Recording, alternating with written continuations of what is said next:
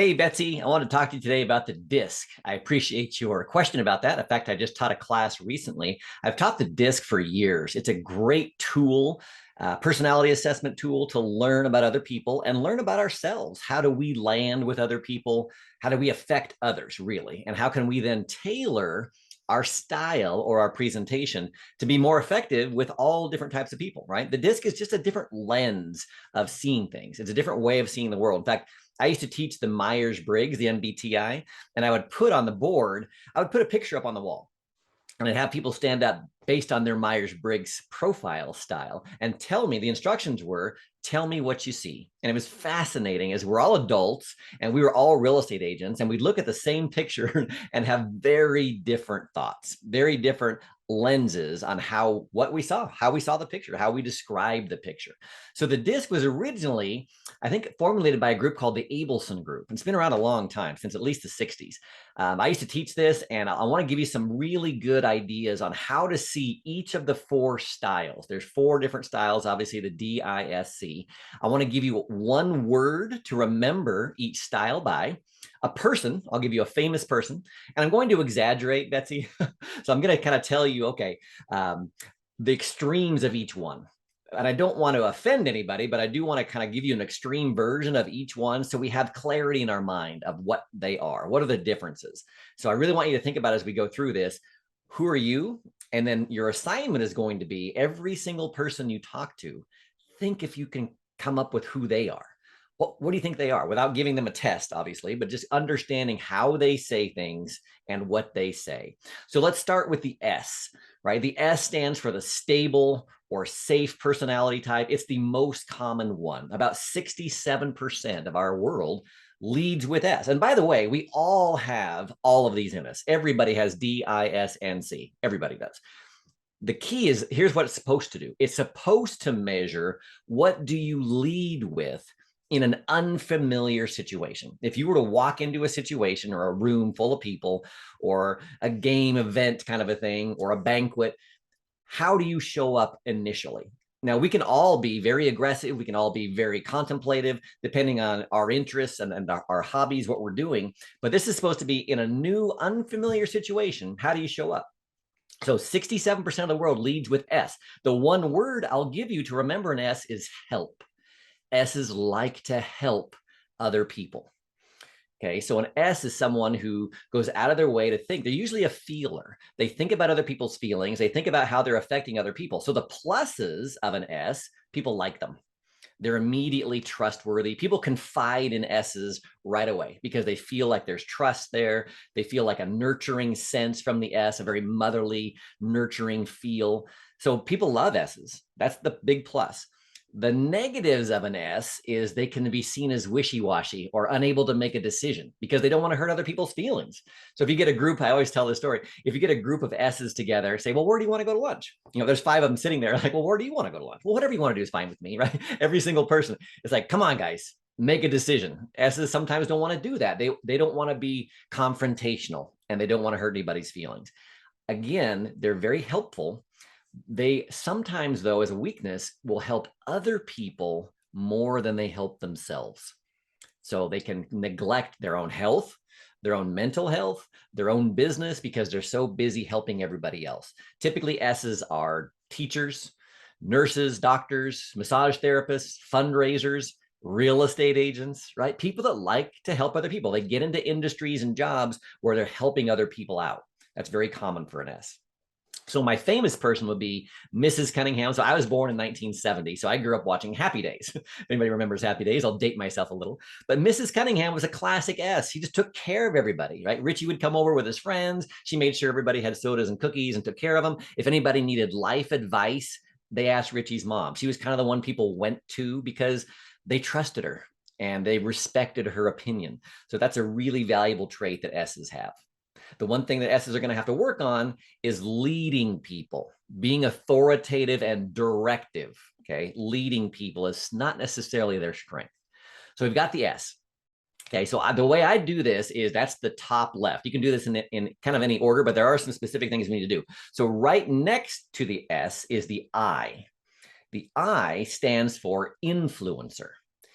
Influencers are really good with vocabulary. They're really good with people. S's like stability, though. They like tasks. They like knowing what's going to happen. They don't like surprises. They don't like risk. I's love that. They love risk. They love surprises. They love travel. They love meeting new people, right? They make great buyer agents in real estate because they're always experiencing new things. They love that. They're very energetic, emotional people, typically I's. I'm an I, just so you can kind of figure that out. I's talk fast. They think fast. They finish your sentences for you, right? They finish your paragraphs for you. I's are emotional and they love affecting others, and they're very good at affecting others. The weakness of the I, the strength would be affecting others with vocabulary. They're great salespeople. They're fun to be around. The weakness of the I is they don't listen very well. I's don't like details. They don't like to deal with information and data in big amounts or have regimented things they have to do, tasks over and over. Too repetitive, eyes glaze over. They don't want to do that. You start reading ingredients on a label of a vitamin, you go through every single thing. Eyes don't want to know that, right? That's too much information. They want to have fun. They're about the experience and the overall emotion. They love adrenaline. They don't want to go through the minutia of the details. That's the I's weakness. Okay. So the one word I would use for I is party. I's like to party. They love to have fun. They love to be around other people. They love to experience new things and experience life. So my poster child for the I would be, remember the Lethal Weapon movies with Mel Gibson? He played Sergeant Riggs, Martin Riggs. Riggs was an I, right? He's all about adventure and jumping off buildings and having a car chase and having a shootout, but paperwork, yeah, don't want to do paperwork. Go see the psychologist. No, I'm not going to do that. When it gets too detailed, he checks out. But if it's about fun and adrenaline, he's all for it. That's what the I's are like. Okay. Now, so those two are next to each other, the S and the I. The interesting thing now is we start going opposite. So the opposite of the S. So the way I do it is the S is the top left, the I is the top right. Below the I, opposite of the S now is the D. The D stands for dominant personality or driver. D's are very to the point. They're very no fluff, straight shooters, bottom line thinkers. D's typically are managers, they're business owners, they're bosses, they're politicians, right? D's like to tell other people what to do. They know what's going to happen. They know what people should be doing, so they're not afraid to tell you. That's the opposite of the S. S's and D's sometimes can butt heads because S's see D's as pushy, obnoxious, aggressive, curt, right? They can see that as sort of a turnoff, where D's can see S's as wimpy, not able to make a decision, not able to confront the issue, right? So there's definitely some friction sometimes between the S and the D. Now I'm exaggerating for purposes that you'll understand these better, but I want you to get that. So the D's one word would be money. D's are bottom line thinkers, not always money motivated, but they can be very money motivated. And D's typically make the most money. By the way, D's are the rarest one. S's were 67%.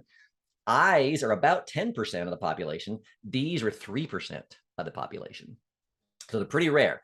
If you go to dinner with a D, they're like, okay, I want this, then I want this next. I want this on the side. I don't want any of this. I want this. I mean, they're very, if you're an S, that comes across again as a little bit obnoxious, a little bit pushy, but the D's not trying to be pushy. They just know what they want. And so they're going to tell people what they want. My poster child for a D would be Donald Trump, right? Remember before he became president, he had a TV show called The Apprentice. And it was like, you're fired. That was his famous line. It's like, just cut to the chase, bottom line. If anybody ever comes up to you in real estate, says, hey, cut to the chase here. What's your commission? That's a D, right? An S would never say that. They would never want to be that confrontive. They would never want to put somebody in that kind of a situation. A D doesn't care about that. They want to know what your bottom line is. What are you going to charge me on this thing? So they're very much bottom line thinkers, okay? Next to the D, opposite of the I now is the C, the last one. The C stands for conscientious personality. So my poster child for the C is Mr. Spock from Star Trek, right? Mr. Spock is all about data and information. That's the one word for C, information. They love information. They love details. Opposite of the I. Remember, the I is great with people, not so good with details. C's are the opposite. They love details. They're not so good with people. So typically C's are engineers, right? They're computer programmers, they're accountants, internal auditors. They do things with numbers and with systems, not so much with people. They're all about data. They're not about emotion. Okay, opposite of the I. So think about Mr. Spock. Think about people that love information. So if you are an I like me, I'm an ID. If I'm talking to a C, the first thing I probably ought to do is slow down my rate of speech. Instead of talking about 50 things in an hour, maybe I should only talk about 5 and go deeper into them and give them more backup, more comparables if you're doing a listing presentation, more data, right? More on the absorption rate, things an I doesn't care about. The I wants to know how much fun this is going to be, how exciting it is to turn the page and start a new chapter of your life. C doesn't care about that. They want to know the numbers. They want to know if this makes sense for them financially or not. They're going to be much more logical. The advantages of a C is when they make a decision, they stick with it. They've done the research. They know what they want. That's what they're going to do. It takes them longer to make a decision, but once they make it, they're solid. So a C is a really good person to have if you need detail work. So if you think about a relationship or a business or a team in real estate, we need all these people, right? So I'm stereotyping again, but I want you to understand the stereotypes are for a reason, so you can understand and see things clearly. An I who loves people, loves meeting new people, has lots of energy, would be a great buyer agent. They'd be great at showing property. Eyes are the perfect people to, send out there and let them loose with clients and generate business. Somebody's got to generate all this business. That's what an I is great at. But somebody also needs to do the detail work. They need to do the follow-up. They need to take care of the database. Eyes aren't going to do that. We need an S or a C. In fact, typically, most of your office types, administrative managers, administrative operators, people that are transaction coordinators, they're usually SC, right? They like details. They can get work done. They like being regimented. If you put an I as an office manager, they wouldn't get anything done. They talk all day long. Right? It's like, that's fine if you're in a sales position, but in an operations role, we need an SC personality type. We need somebody who's going to get things done and doesn't need to talk all day long. Okay. So think about the way these all work out. So if you look at the S and the I, so on the way I have it done, it's the top. The S and the I are on top, the C and D are on the bottom. You can have them any way, but that side of the graph where the S and the I, they're people oriented. S's and I's think about people first. Okay, the bottom of the graph is the C and the D. They're systems oriented. They think about systems first before people. They don't necessarily think about people's feelings before they take an action. They think about what's the right action to take. Where the S and the I are going to think about people's feelings. How is this going to affect them? Is this something I need to have a conversation around first? Okay.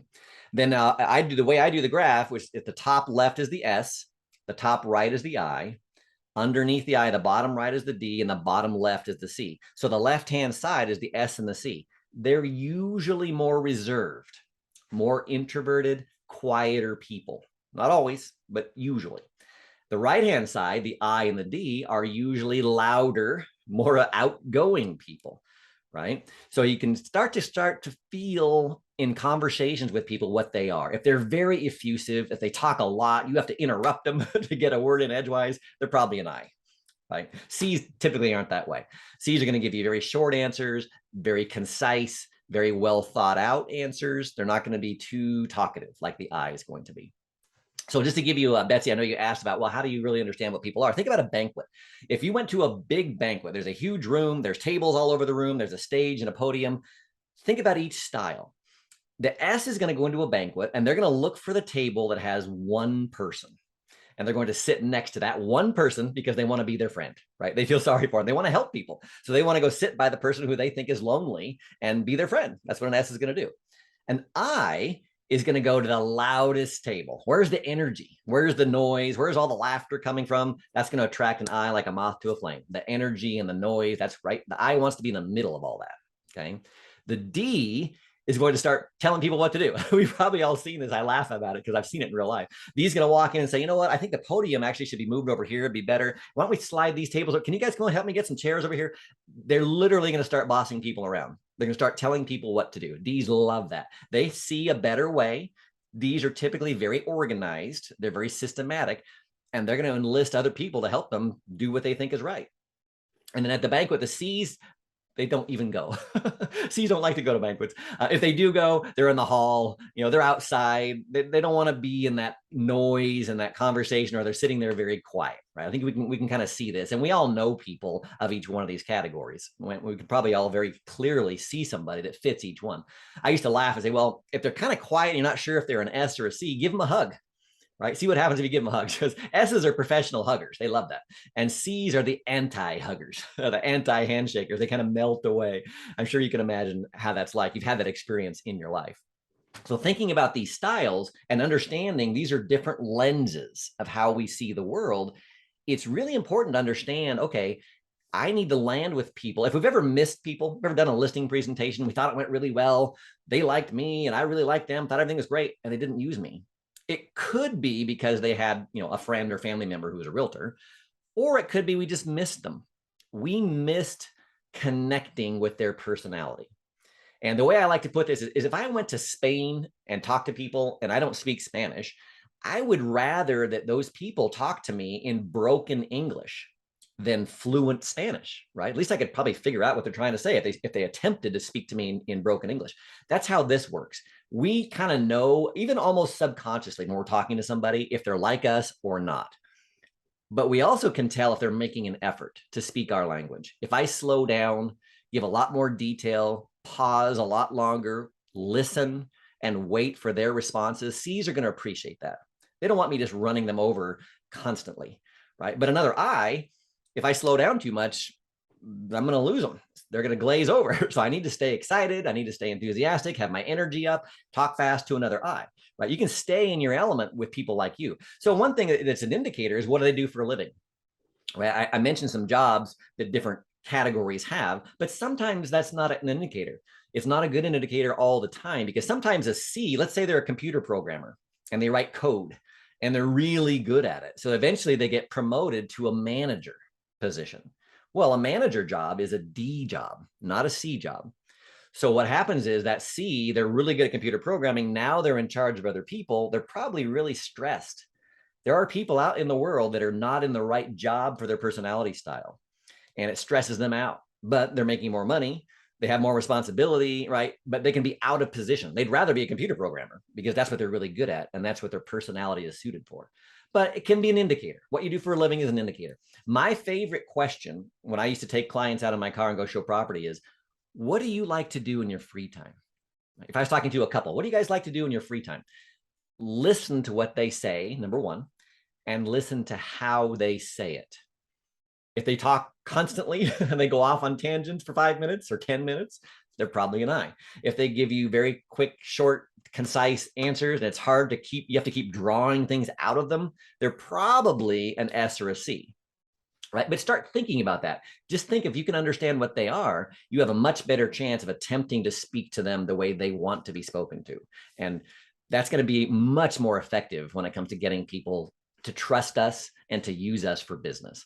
So I've got a little handout, an outline I'll type up of this. That's a synopsis of the DISC profile for you, Betsy. I hope this helps.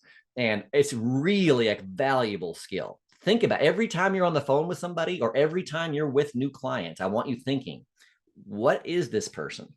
What do I think their personality is likely? And then how can I cater to them and make sure they're getting what they need? Right? I'm not bulldozing them, but I'm not waiting too long and being too slow for them as well. It's a very good mental exercise. It's called emotional intelligence, understanding what other people are, and then how can we accommodate that? The healthiest personality, by the way, is the one that can speak to all of them. Right? If you're a D and you're just like hardcore and you're always very sort of pushy and demanding, that works with other Ds because that's their language. But if you do that to an S, you're going to turn them off. So we need to figure out how can we adjust to all the personality types to be as successful as we can possibly be. So study the DISC. I'll send a handout. I'll put a handout here on the Facebook page for you guys. And I hope this helps. Have a great day.